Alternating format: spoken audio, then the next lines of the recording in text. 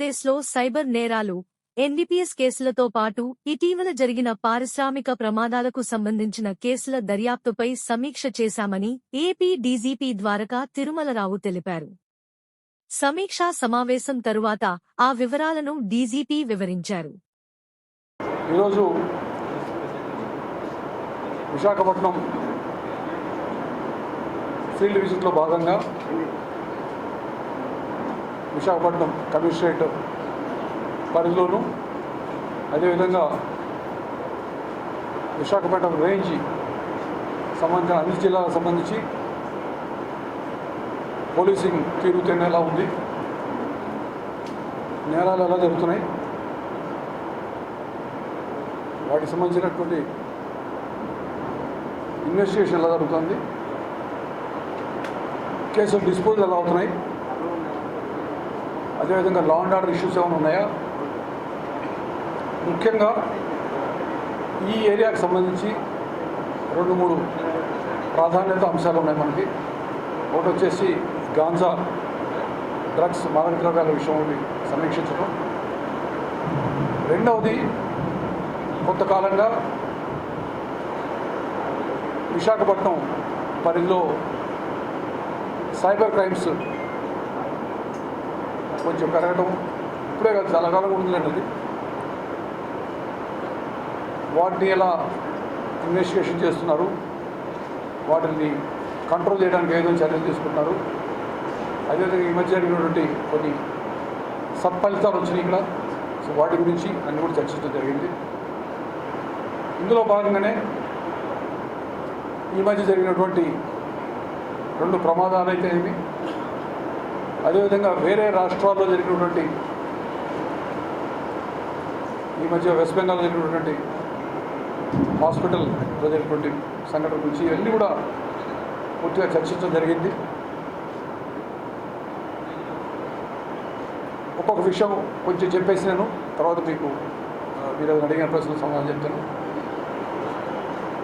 రాష్ట్ర ప్రభుత్వం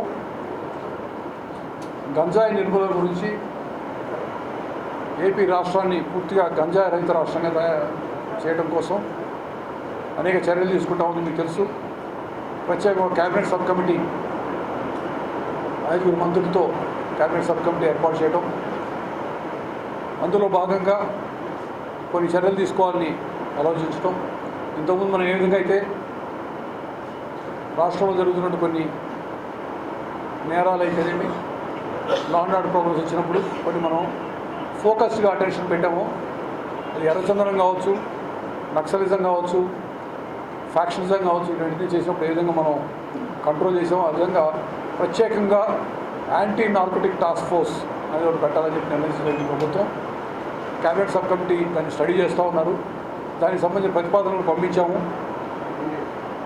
నా పక్కనే ఉన్నారు ఐజీ గారు ఆకే రవికృష్ణ అని. ఆయన పోస్టింగ్ ఇచ్చాం, కానీ ఇంకా ఏఎన్టీఎఫ్ ఫామ్ కాలేదు కాబట్టి ఆయన ఐజీ ఏఎన్టీఎఫ్ అనలేదు. వేరే పోస్ట్ కింద చూపించి ఏఎన్టీఎఫ్కి సంబంధించినటువంటి దాన్ని రూపకల్పన చేయాలనేటువంటి టాస్క్ కూడా ఆయన ఇవ్వడం జరిగింది. అదేవిధంగా రాష్ట్రంలో ఎక్కడ జరిగినా కానీ ఒక గాంజాకి సంబంధించిన ఇన్ఫర్మేషన్ ఇవ్వాలంటే ఒక టోల్ ఫ్రీ నెంబర్ ఇచ్చినట్లయితే అది ఎక్కడ చేసినా కానీ డయల్ 112 కనుక డయల్ 100 ఏ విధంగా అయితే కంట్రోల్ రూమ్లో ల్యాండ్ అవుతుందో ఆ విధంగా ఏఎన్టీఎఫ్కి సంబంధించిన కంట్రోల్ రూమ్లో ల్యాండ్ అయ్యే విధంగా అది కూడా చర్యలు తీసుకుంటాం. 1972 సంబంధించి అన్ని జిల్లాల్లో ఇప్పుడు అనుసంధానం చేయడం, అవి పనిచేసే విధంగా చూడటం. గత 2-3 రోజుల్లో అది పూర్తయినట్లయితే ANT formation, toll free number రావటం, అదేవిధంగా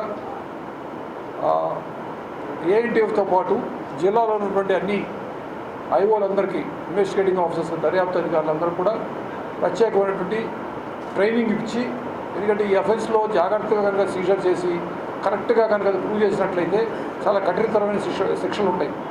సో ఆ శిక్షలు వచ్చే విధంగా ట్రైనింగ్ ఇవ్వాలని చెప్పి నిర్ణయించడం జరిగింది. ఈ అన్ని విధాలు చేయడం ద్వారా 100 days యాక్షన్ ప్లాన్ పెట్టుకొని ముందు దాన్ని కంట్రోలబుల్ లెవెల్ తీసుకొచ్చేసి ఆ తర్వాత పూర్తిగా మాకు ఏ విధంగా అయితే ఒక అఫెన్స్లో దొరికితే ఫార్వర్డ్ అండ్ బ్యాక్వర్డ్ లింకేజ్ అంటే ముందు ఎటు ఎవరి దగ్గరికి వెళ్ళబోతుంది, ఆ తర్వాత ఎక్కడి నుంచి సోర్స్ ఏంటి అని చెప్పి చూడటం, ఇవన్నీ చేయాలని చెప్పి ఆలోచన జరుగుతూ ఉంది. అదేవిధంగా గంజాయి విషయంలో ముఖ్యంగా సాగుని అరికట్టాలి. ఇప్పుడు ప్రస్తుతం సోయింగ్ సీజను చూస్తూ ఉన్నాం, మంచి వర్షాలు పడుతూ ఉన్నాయి. సో ఈ సమయంలో నాట్లు వేసే సమయం కాబట్టి అది గంజాయి వేయకుండా ప్రత్యామ్నాయమైనటువంటి సీడ్స్ ఇప్పటికే చాలా ఏఎస్ఆర్ జిల్లాలో ముఖ్యంగా అభివృద్ధి ఇవ్వడం జరిగింది. ప్రత్యామ్నాయ పంట ఏర్పాట్లు అది చేయడం, అదేవిధంగా విస్తృతంగా అవగాహన కార్యక్రమం చేయడం ద్వారా అది స్కూల్స్, కాలేజెస్, పిల్లలు, పెద్దవాళ్ళు అందరిలో కూడా విస్తృతంగా అవగాహన కార్యక్రమాలు చేయడం ద్వారా దీన్ని అరికట్టాలని చెప్పి నిర్ణయించడం జరిగింది ప్రభుత్వం తరఫున. అదేవిధంగా పోలీసుకి ప్రత్యేకంగా ఈ టాస్క్ ఇచ్చారు.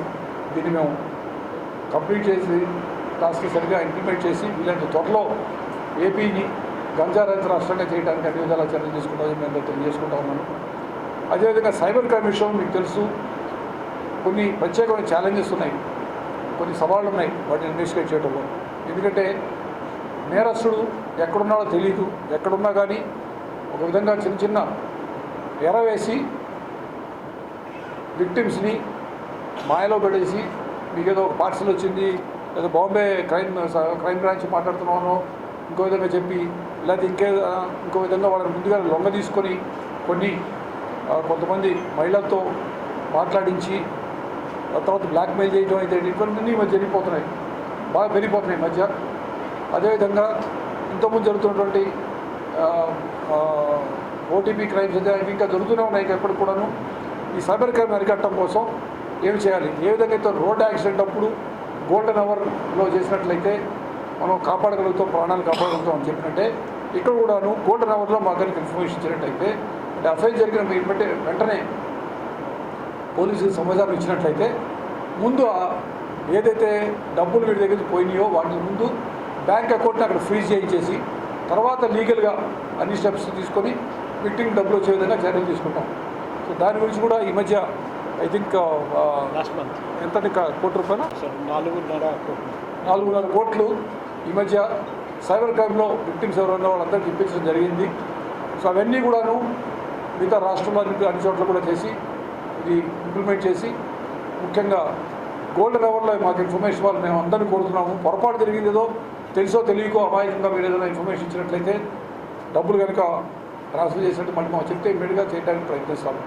ఈ విషయంలో మీకు ప్రత్యేకంగా చెప్పాలనుకుంటుంది ఏంటంటే, ఒక వారం రోజుల క్రితం హోమ్ డిపార్ట్మెంట్ సమీక్ష చేసినప్పుడు గౌరవనీయులు ముఖ్యమంత్రి గారు ప్రతి జిల్లాలో కూడా ప్రస్తుతం మనకి 3 సైబర్ క్రైమ్ పోలీస్ స్టేషన్లు ఉన్నాయి.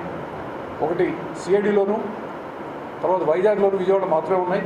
ప్రతి జిల్లాలో కూడా ఒక సైబర్ క్రైమ్ పోలీస్ స్టేషన్ పెట్టాలని చెప్పి ప్రతిపాదించినప్పుడు వెంటనే అంగీకరించారు. వీళ్ళని త్వరలో దాని ప్రతిపాదన పంపించి ప్రతి జిల్లాకు ఒక సైబర్ క్రైమ్ పోలీస్ స్టేషన్ చేయడం ద్వారా, అదేవిధంగా ప్రతి పోలీస్ స్టేషన్లో కానీ అట్లీస్ట్ సబ్ డివిజన్ లెవెల్లో ఒక చిన్న టీం తయారు చేసి ఏదైనా అక్కడ అఫెన్స్ చేసినట్టయితే నార్మల్ పోలీస్ స్టేషన్లో కేసు నమోదు చేసినప్పటికీ వాటిని తొందరగా ఇన్వెస్టిగేట్ చేసి అమౌంట్ రికవర్ చేయడానికి ప్రయత్నం చేస్తామని చెప్పి తెలియజేస్తూ ఉన్నాను. సో సైబర్ క్రైమ్ మీద ప్రత్యేక దృష్టి కూడా పడాలని చెప్పి మేము ప్రత్యేకంగా అనుకుంటా ఉన్నాం. అదేవిధంగా ఎక్కడ ఏ క్రైమ్ జరిగినా కూడా అది మర్డర్ కావచ్చు, కొట్లాడు కావచ్చు, ఇంకోటి కావచ్చు, ఏది జరిగినా కూడాను ఇమ్మీడియట్గా మేము ఎఫ్ఎస్ఎల్ టీము, క్లూస్ టీము, అవసరమైన చోట్ల డాగ్ స్క్వాడ్ ఇవన్నీ పంపించడం ద్వారా సైంటిఫిక్గా కేసు దర్యాప్తు చేసి పారదర్శకంగా దర్యాప్తు ఉండాలని చెప్పి మంచి రిజల్ట్స్ రావాలి అని చెప్పి ఆలోచిస్తూ ఉన్నాం. దాన్ని కూడా ప్రత్యేకమైన కార్యాచరణ పథకం ఆల్రెడీ అమలు చేస్తూ ఉన్నాం. త్వరలో రాబోయేటువంటి వినాయక చవితి సందర్భంగా ఈ అప్లికేషన్లు పెట్టుకునే వాళ్ళు ఎవరికైనా కానీ మండపాల నిర్మాణం నుంచి పెట్టుకునే వాళ్ళకి కొన్ని దిశానిర్దేశం చేయడంతో పాటు వాళ్ళకు కొన్ని గైడ్లైన్స్ ఇస్తాము. దాంతోపాటు అప్లై చేసేవాళ్ళు ఆన్లైన్ అప్లై చేసినట్లయితే ఏ విధంగా వీలైతే ఫాస్ట్గా ఆన్లైన్ అప్లై చేస్తే 4 చోట్ల తిరిగే పని లేకుండా వాళ్ళకి ఇబ్బంది లేకుండా త్వరగా ఇవ్వడాలని చెప్పి ఐటీ శాఖ ఆలోచించడం, ఐటీ శాఖ మంత్రి గారు కూడా చెప్పారు, అదేవిధంగా హోంమంత్రి గారు కూడా చెప్పారు. దాని ప్రకారం దీన్ని కూడా వీళ్ళ త్వరలో ఇవాళ బహుశా రెడీ అయిన ఉంటుంది. వాళ్ళు ఒకసారి టెస్ట్ చెక్ చేసి రేపటికి దీన్ని ఖచ్చితంగా లాంచ్ చేస్తామని చెప్పి తెలియజేస్తూ ఉన్నాం. ఇది కూడా వీళ్ళంత త్వరలో ఇవాళ కంటే ఎక్కువ రెడీ చేయడం జరుగుతుంది. అదేవిధంగా ఈ మధ్య కొన్ని ఏటీఎం థెఫ్ట్స్ జరిగినాయి. వాటికి సంబంధించి రాష్ట్ర వ్యాప్తంగా అంటే అనంతపూర్లో మన 2 గ్యాంగులు దొరికినాయి. వాటితో పాటు ఇక్కడ జరిగిన అఫెన్స్ గురించి కూడాను ప్రస్తుతం మన టీమ్స్ కొన్ని బయట రాష్ట్రాల్లో ఉన్నాయి, అక్కడ అవి పట్టుకొని ఇతర రాష్ట్రాలతో సమన్వయం చేసుకొని వాటిని డిటెక్ట్ చేయడానికి అన్ని విధాల ప్రయత్నం చేస్తాం. అదేవిధంగా నేను చెప్పినట్టు ఇండస్ట్రియల్ డిస్ప్యూట్స్, ఇండస్ట్రియల్ సేఫ్టీ విషయం అయితేనేమి, హాస్పిటల్ సేఫ్టీ విషయంలో కూడా విధాలు చర్యలు తీసుకుంటాం. సో ఏది అయినప్పటికీ మేము చెప్పేది ఏంటంటే ప్రజలకి పోలీసింగ్ తరఫున ఏ విధమైనటువంటి శాంతి భద్రతల విషయంలో కానీ ఏదైనా కానీ మరింత మెరుగైన సేవలు అందించి ప్రజలకి వీలైనంత చట్టానికి లోబడి పనిచేస్తూ అన్ని విధాల కరెక్ట్గా పనిచేసి మంచి ప్రజలకు జవాబుదారితనంగా ఉండాలని చెప్పి మేమందరం కూడా తెలియజేస్తా ఉన్నాం. ఆ విషయంలో మేము ఖచ్చితంగా పోలీసులందరం కూడా ఆ దిశలో పనిచేస్తామని మేమందరం తెలియజేసుకుంటున్నాను. Thank you.